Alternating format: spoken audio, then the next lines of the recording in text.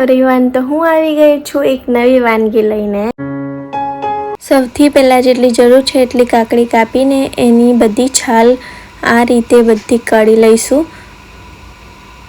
ત્યારબાદ એના જે વચ્ચેની બી છે એ ઘણી પાકી હોય છે તો એ પણ કાઢી લેવાની। ત્યારબાદ બધી કાકડી છીણી લો। હવે એક વાસણમાં બધું છીણું કાઢીને 3 વાટકી ચોખાનો લોટ, 1 વાટકી ખાંડ, મીઠું, લાલ મરચું પાવડર, ધણા જીરું પાવડર, આદુ મરચાંની પેસ્ટ, ગરમ મસાલો અને જે કાકડીનું પાણી હતું એનાથી બધું મિક્સ કરીને લોટ તૈયાર કરવાનો છે। તવો ગરમ થઈ જાય એટલે તેલ થોડું નાખીને આ રીતે ધીમેથી આકાર આપીને જેમ બને તેમ પતલું આ રીતે પૂળો બનાવી દેવાનો હશે। ઉપરથી પૂળો સુકાઈ જાય એટલે એની પર થોડું તેલ લગાડીને ધીમેથી પૂળો ફેરવી દેવાનો રહેશે। તો આ રીતનું બ્રાઉન ડાઘા આવી જાય ત્યાં સુધી મીડિયમ આંચ પર આપણે પૂળાને શેકવાનો રહેશે અને આપણો પૂળો રેડી। વિડીયો પસંદ આવ્યો હોય તો લાઈક કરજો, સબસ્ક્રાઈબ કરજો।